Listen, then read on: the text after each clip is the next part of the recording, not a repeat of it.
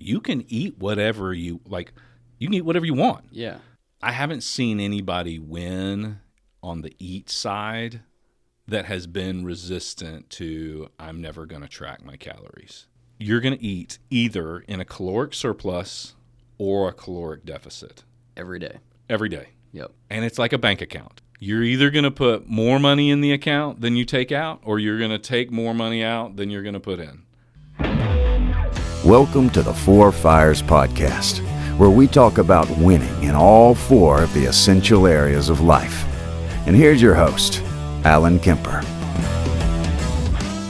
Well, welcome to the Four Fires Podcast. This is Jeff Rice, and today I'm going to be talking with Alan about the physical fire. But before we get into that, people need to be thinking about the 30-day ruck. And you're going to hear a little bit in this podcast about some of the things we talk about in the physical fire and where they show up in the ruck. But really, if there's a next step that you're thinking about taking in order to progress in your four-dimensional journey, the ruck is where you need to start. That's what I think. For sure. When's the next one? So the next 30-day ruck is coming up in July. It starts on July 7th after the holiday weekend and ends on August 6th. And then we have another one in September.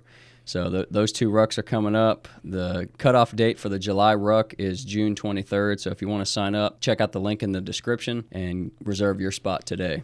Yeah, and we just finished up a group, just finished going through the ruck, and it sounds like they had a pretty phenomenal experience. For sure. Yep. A lot of life change and a lot of effort that resulted in those 5 men being directionally correct to the man that they're trying to become. Yeah. So, the physical fire. Yeah, it's a fun one.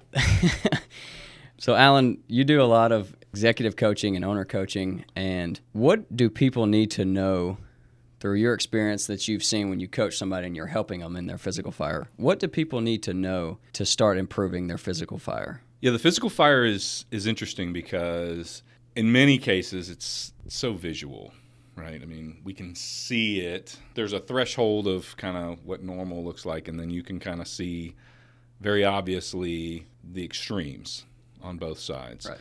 But when I'm sitting down with a guy, and many times what I will find is that there's a general lack of awareness around what levers need to be pulled in order to win in this space. They may recognize that if they're winning, they know why. But if they're not winning, there seems to be a general, I'm trying, or I've tried before and failed. And so there's maybe resentment there. Certainly some resentment or some apathy. I've just given up. Like, that's not for me. Success in that area is just going to elude me for the rest of my life. Yeah. And so some of it is a little bit of a resolution to say, I'm going to do something different. Mm-hmm. But then it's also this idea that there are levers out there that you can pull to win. Maybe even easier than, in every area, like if you're coaching in the professional fire, the levers that you have to pull to increase income. Mm-hmm. Those are hard levers, and they're be far more complicated, very complicated, yeah. and they're unique to each individual situation and business.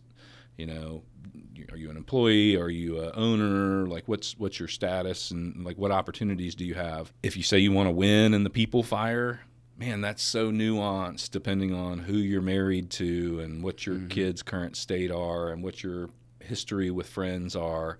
Your purpose fire, all of those things are very tailored to the individual and the circumstance they find themselves in. But for the most part, in the physical fire, a lot of what we're dealing with just involves what you eat and how you exercise. Yeah.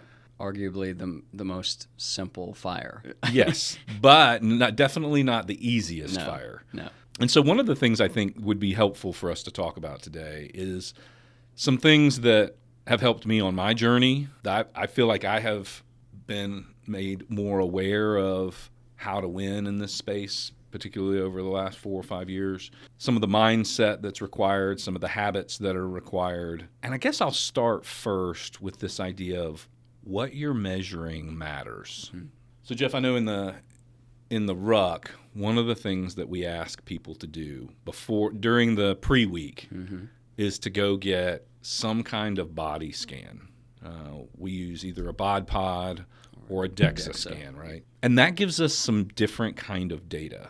I started doing bod pod back in 2020 and was fascinated by the data that I got there. You know, instead of just stepping on the scale and seeing what your weight is. Yep. There's a whole lot more there. Yeah. You get what is your resting metabolic rate, what is your body fat percentage, what is your lean muscle mass percentage. When you do a DEXA scan, it actually gives you what the weight of your bones are and your bone density. Bone density, bone health. Yeah. So there's a lot of data that's helpful in that space. That's just been a thing that I've used as a tool, and that's my new metric. I care much less about what I weigh and much more about what my body fat percentage is.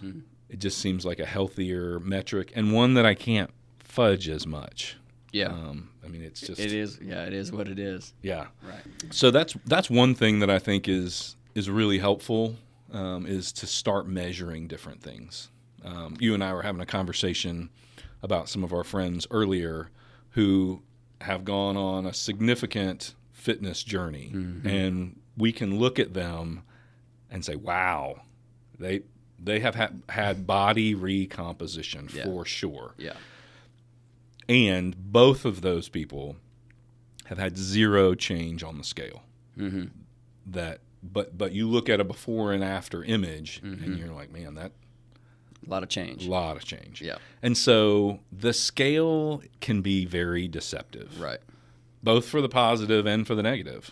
So that's one of the things I would say is you will get a different level of awareness if you will start measuring different things, and specifically, you know, the things that we found success with, DEXA scans and bod pods. And there are websites that you can go to and do a regional search for where is there a bod pod in my area. We'll put a link in the description. Yes, where you can find those.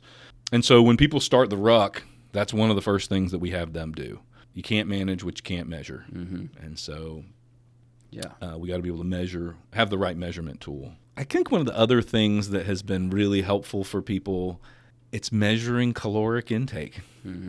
Like once you know what your resting metabolic rate is, that's your caloric burn if you were just sitting in a car driving across country all day long. That's a really useful number to know because it's your baseline to maintain your current body weight.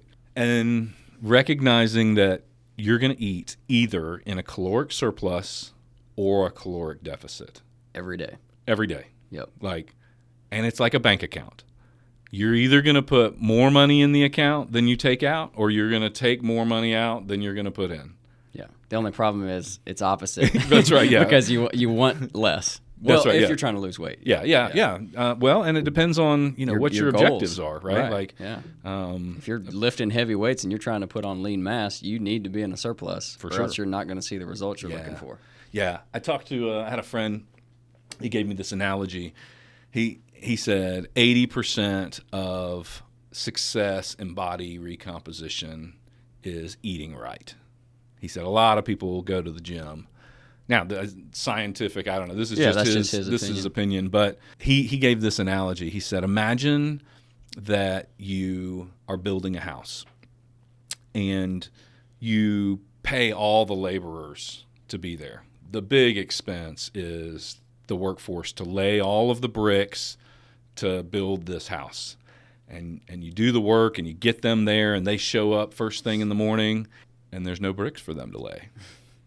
And you didn't hand them any materials to work with. Yep. You paid the price to have the labor there, but you didn't give them the material to work with.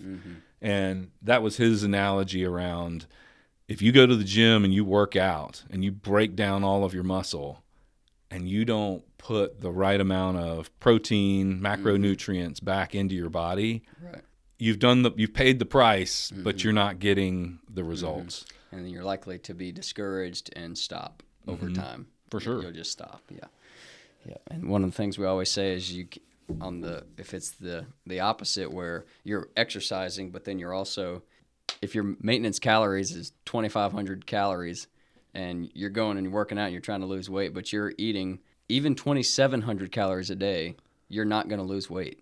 Yeah. You're going to stay where you are, and maybe, well, you're probably going to still continue to gain weight because you are in a surplus. It's just like your bank account. Mm-hmm. I mean, it's math. There's a friend of mine, and he's an engineer, and when his big breakthrough when we were coaching was, oh, it's math. like Yeah. like it's not magic. Yeah. It's math. Uh-huh. And if you can add and subtract, then you can figure out, am I eating in a caloric surplus or a caloric deficit? Mm-hmm. And if you're eating in a caloric surplus, you're going to convert some of that excess calories into fat. Yeah.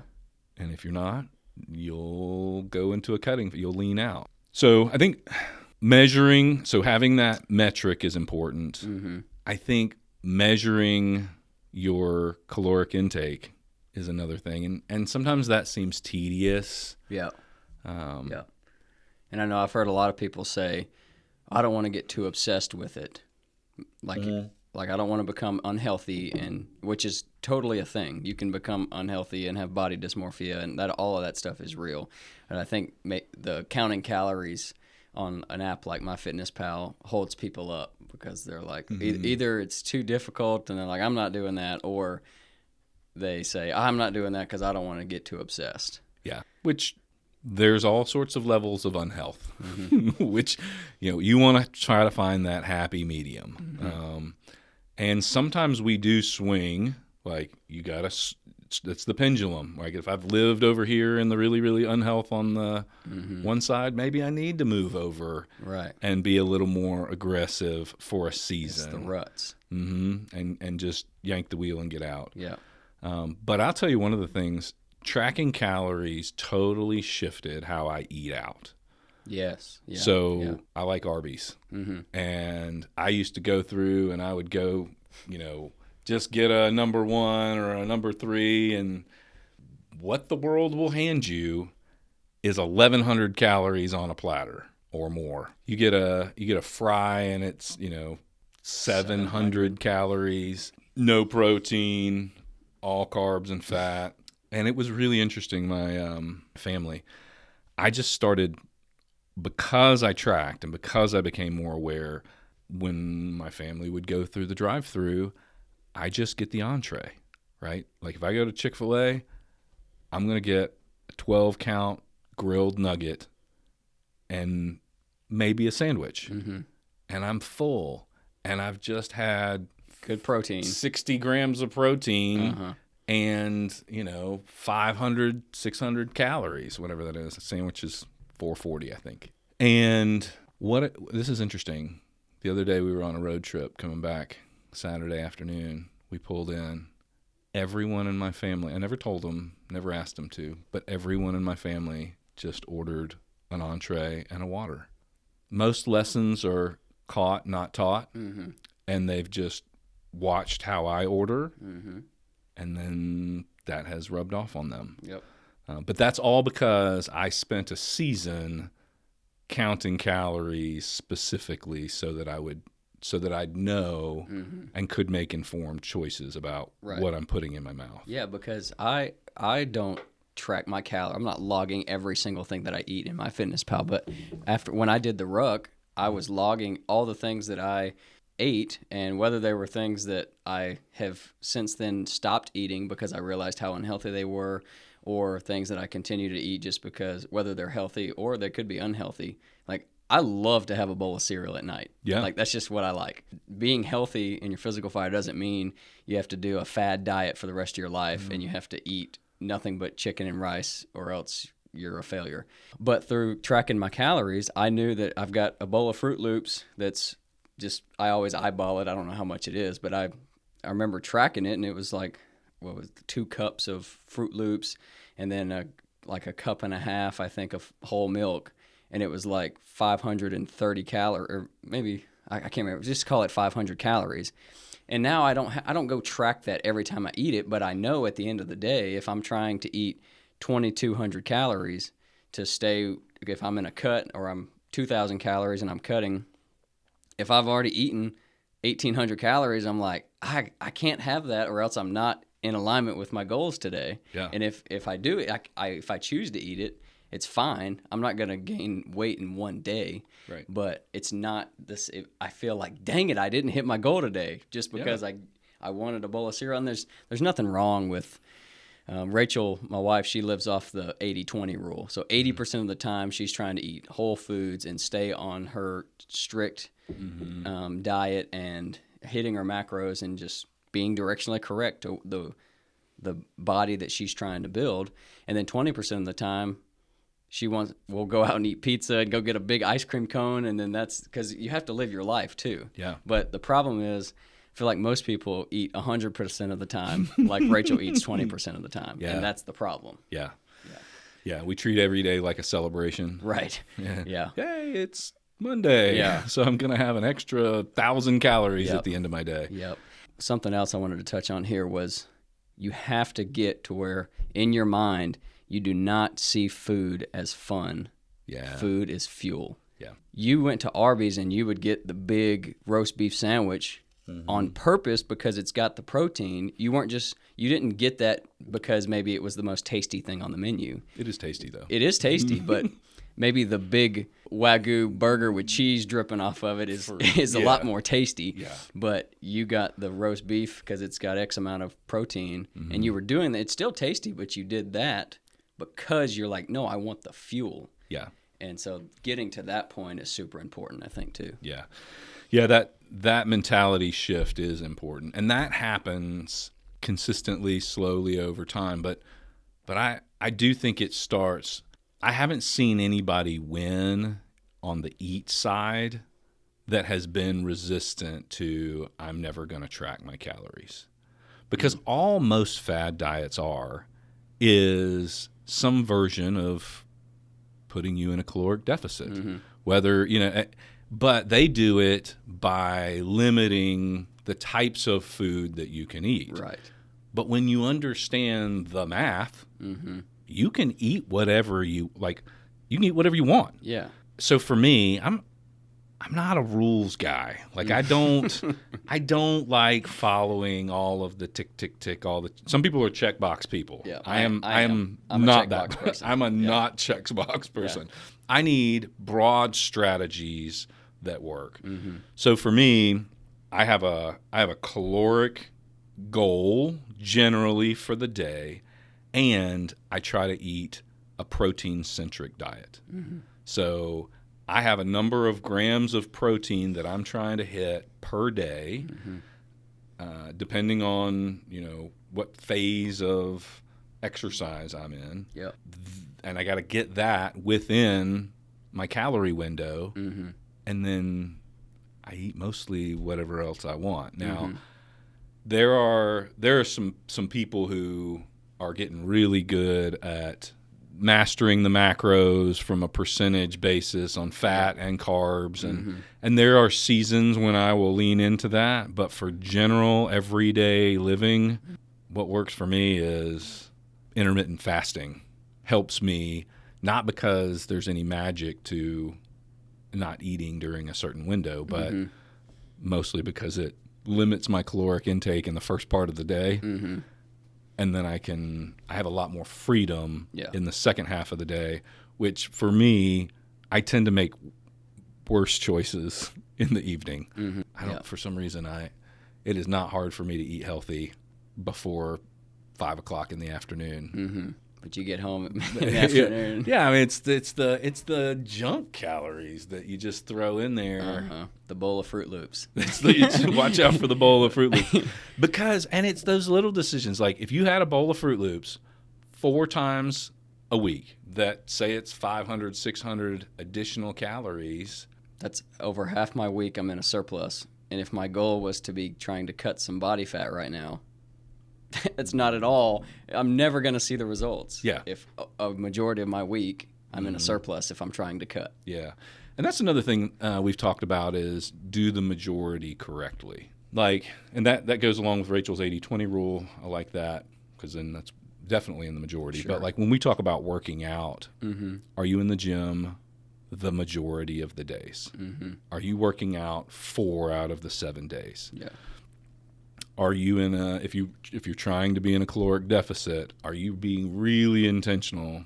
I mean, eating's a little more daily, but And you can't, if you're trying to see drastic, like if you're trying to lose, like some of the guys we know, like we just talked about recently, like they've lost 30 pounds. Like that is a lot of weight. Mm-hmm. And they didn't lose 30 pounds by eating right only 4 days a week. right. Like if you're trying to make drastic change, Yeah. you have to be consistent. Yep. Or it's just going to take you much longer, because the one guy, he lost 30 pounds, I think, in 5 months or almost 6 months. Mm-hmm. And so I know that he was super, super intentional about what he was eating and how he was exercising. But if you're like, well, I'm not doing that, I'm just going to do it 3 days a week or 4 days a week, it might take you a year to lose 30 pounds or 2. I don't know. It could. Yeah, you'll quit because you're not actually committed to it. Right. There is a mindset around food is not fun, food is fuel. Food is fun. Food can be fun on Friday night when you're going to watch a football game with friends, but it shouldn't be fun breakfast, lunch, and dinner every single day of your life. Yeah. You probably think about it the same way you think about alcohol. Right. Like, Yeah. there's a moment for that. If it's every day, Uh-huh. that's probably not a good life Right. strategy. Yeah. So I think that there's an awareness that comes when you actually measure your caloric intake for an extended period of time. So in the ruck, we have people do that for a month. And some basic awareness of macronutrients, depending on what your goals are. The other place that I've seen people be frustrated is when they're looking for body recomposition and they think that they're going to get it on the treadmill. So I'll just tell, my own personal story. A couple of years ago, I was looking for body recomposition. And I thought, man, you know what I'm going to do? I'm going to do the most extreme exercise plan I can come up with. I'm going to train for a half Ironman triathlon. So that's swimming 2.3 miles, biking 56 miles, and then running a half marathon at the end. And to be able to do those things back to back to back, I had a pretty strict training regimen. I was doing 2 trainings a day, spending time on the bike in the morning. I'd swim in the afternoon. I'd run the next morning, swim that afternoon. There was a lot of movement happening for 8 months while I was training. I finished the race. I was able to complete the race. Right. And I was absolutely in better shape. But I didn't have the body recomposition that I was hoping for. And that was because I didn't pay any attention to eating. Yep. Well, I just assumed I was exercising a lot and that I could eat whatever I wanted. You cannot out-exercise poor eating. Yep. Yeah, in fact, I saw this thing on, I think it was on YouTube or Instagram or something. This guy just did this challenge. He's a fitness influencer guy, and he ate 10,000 calories on today, and then the next day it was, can I burn 10,000 calories? So he, of course, had the Apple Watch or whatever his watch was, and he had this stuff hooked up to him. And he essentially exercised for 8 hours the next day just to see if he could do it. And the guy, in incredible great shape, worked out for like 8 hours straight. And of course, he probably took a break here and there, but I think he burned like 7,000 calories. Wow. But that's all. He was like, I'm done. I cannot do anything else. But he worked out a whole day and burned 7,000 calories. But he had no problem eating 10,000 calories. Yeah. And so that's why I think a lot of people struggle with the eating part, because it's easier. It's so much easier to blow it. Yeah. It's a lot harder to work it back. where Yeah. you just said it. You can't do it. You can out-exercise poor eating. Yeah. Yeah, and the other piece is a lot of times when people come in and say, I'm looking for, especially men, like men as we get a little bit older and we start thinking, man, I'm losing muscle mass. I'm ready to get back in shape. And so they immediately jump on the bike or they jump on the treadmill and think that they're going to walk their way back into the muscular physique that they had in their 20s. And It's just not possible. In fact, high endurance training tells your muscles to get smaller. I had a client walk in, and we were talking about what were his goals in his physical fire and trying to create a vision. And I said, bring me a picture in of what you want to look like. A guy in his 40s, and he'd put a little weight on in the middle, and he brought me in this picture of Ryan Reynolds with his shirt off. and you know, Ryan Reynolds had this like very defined chest, and his shoulders were big, biceps, and he goes, this is what I'm aiming for. And he goes, and I'm working really hard to get towards that. And I said, okay, well, fantastic. What are you doing?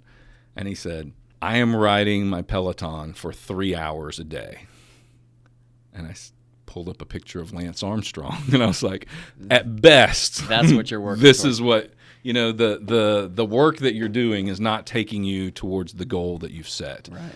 And so if what you want is lean and what you want is high VO2 max and cardiovascular health, that's amazing. You are doing the kind of work that's going to take you there. Yep. If what you're looking for is muscle mass, next time you go to the gym, look at just do an observation of ballpark body fat percentage of the people who are over on the treadmills, walking on the treadmills, and the body fat percentage of the people who are lifting heavy weights. I would argue that it is going to be significantly lower for those lifting weights. If you want a result, do what the people who have what you want are doing. Yeah. It is a misnomer to think that you can just get on the treadmill and lean out. It's really the people who are lifting, doing compound lifts, are eating intentionally and adding muscle mass. There's a quote, I think it might be from Denzel Washington, and he says, in one of his speeches that he gives at one of those college graduations, he says, don't confuse busyness with productivity.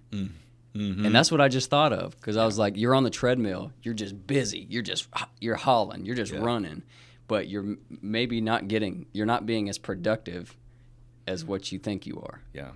And if what you want, I mean, if you're training to be a long distance runner, fantastic. Right. That's a healthy, but if what you're training for, if what you're trying to do is to have health span, like you need cardio, you need a solid circulatory, cardiovascular exercise is important, but muscle mass is the greatest predictor of health span, meaning how long you can live your life without someone else having to care for you. Right.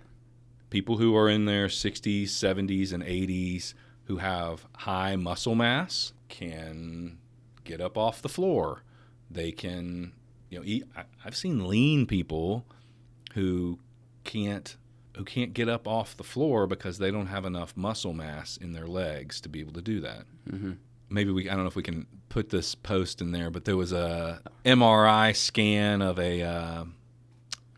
these 3 different Legs, quadriceps, right? Yeah, I mean, it's like, unfortunately, there's 3 people who have passed away. It's a 40-year-old triathlete, and it shows the inside of his quad, and it's healthy and lots of muscle mass. And then there's a picture of a 74-year-old's quad, and there's all this adipose tissue, and it's just fat and very little muscle. And then there's a picture of a 70-year-old triathlete's quad, and it looks better than the 40-year-olds. Yeah. And so, after about 30, muscle mass is use it or lose it. So I think that there's a lot to be said for just general strength. Core strength prevents all sorts of back ailments. Yeah, resistance training too. There's a lot of science behind this. You can look it up about you're gonna burn more calories too, because when you're running on the treadmill, as soon as you stop running and you walk to your car to go leave the gym, you're done burning. You're done burning calories at the rate that you were burning them while you were running. Your body's gonna naturally burn your resting metabolic rate throughout the day. But when you tear down your muscles, like you said earlier, all night long while you're sleeping and your body's recovering, that's why you wake up and you're sore. You're like, oh my gosh, I'm so sore. I love when I wake up sore because I'm like, man, I know I did something, and my body's burning calories and my body's building towards the lean muscle mass that I'm trying to build.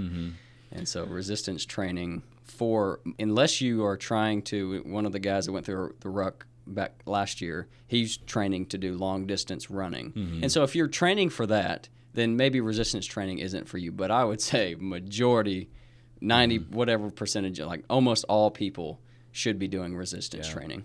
Yeah, there was a lot of misconceptions about being more muscular would reduce athletic performance, and for a long time, people in the NBA didn't lift at all.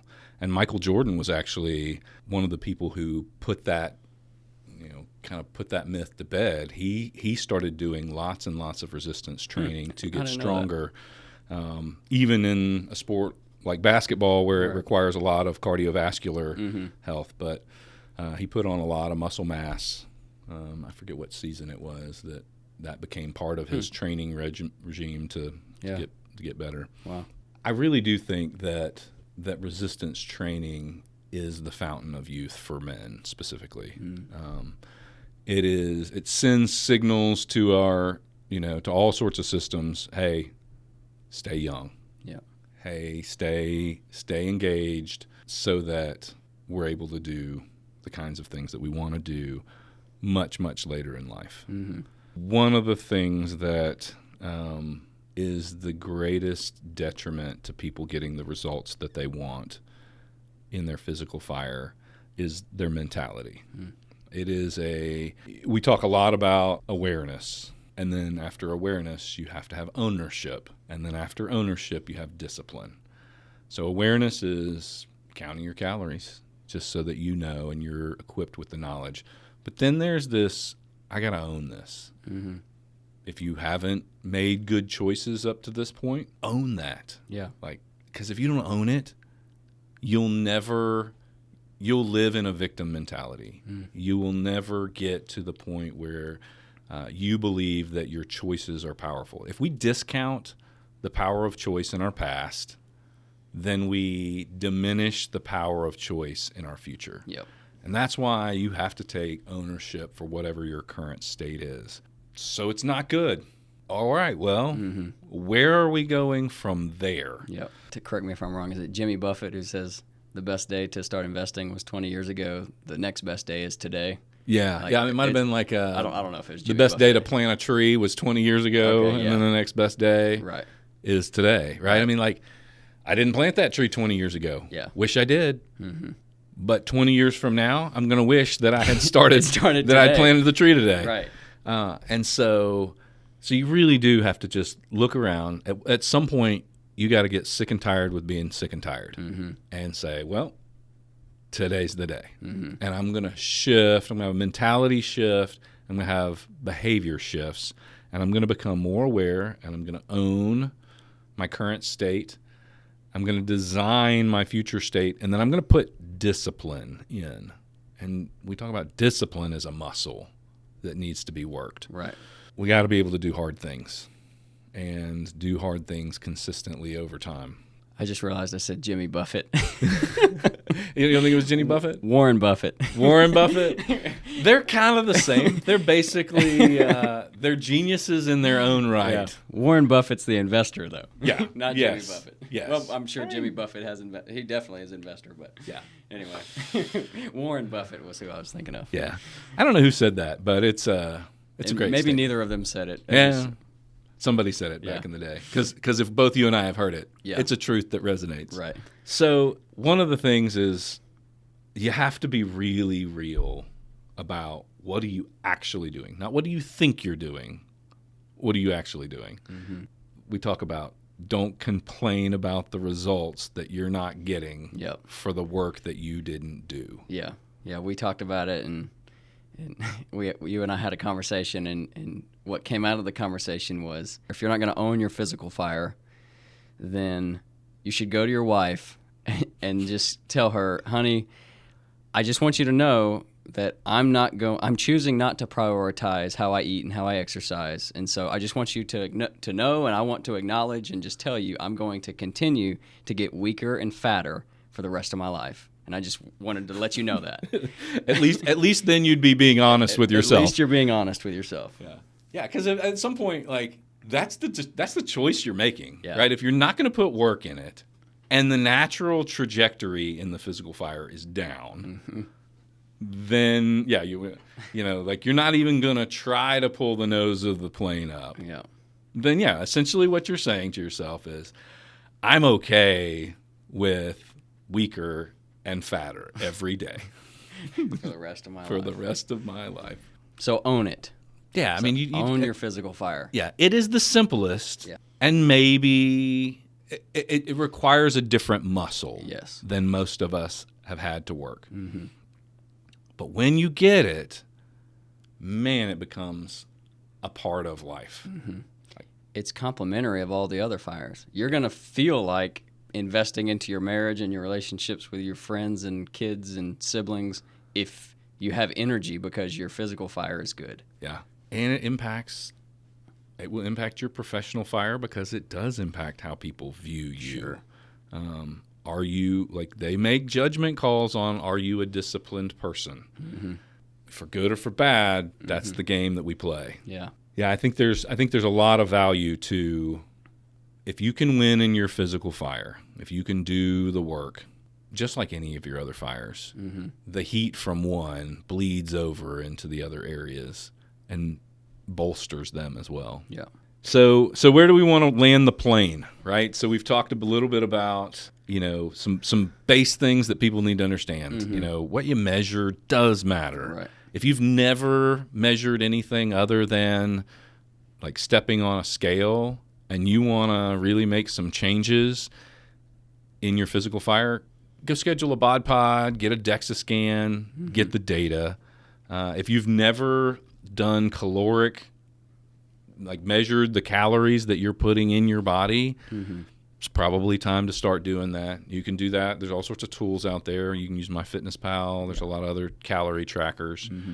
If you've never thought about muscle mass and resistance training and are spending you're doing all the work in the gym, but it's always in the treadmill room. And maybe you're not seeing the results that you're looking for. Maybe try some resistance training. Yeah. And those, and we'll have a guest in here to talk about specific lifts and training for people who have never. Yeah, coming soon. Yeah, coming soon. We'll put that one on the list because there are a lot of people I know that, you know, are really uncomfortable showing up in a gym and don't feel like that's home to them yet. But if those are things that you've never done and you haven't seen the success that you hoped to get in your physical fire, those are good places to start. Yep. You can absolutely DIY it. If you are looking to do some of those things as a part of a community with a group of men who are on a 4-dimensional journey and that you'd be willing to learn from some other guys who are going down these 4 fires paths, do a ruck. I mean, it is absolutely life-changing to get to think about your life 4-dimensionally. And certainly in the physical fire, there's tools and there's tricks and tips that are built into the ruck that will at least model for you what winning in that space can look like. Yep, totally agree. Yeah, so with that being said, check out the link into the descriptions to see about the 30-day ruck. And if you'd like to join the 4 Fires Tribe, there'll be a link for that in the description as well. With that being said, Alan, always enjoy talking to you. Yeah, it's and good then times. Until next time, go live intentionally, and we'll catch you on the next episode of the 4 Fires Podcast.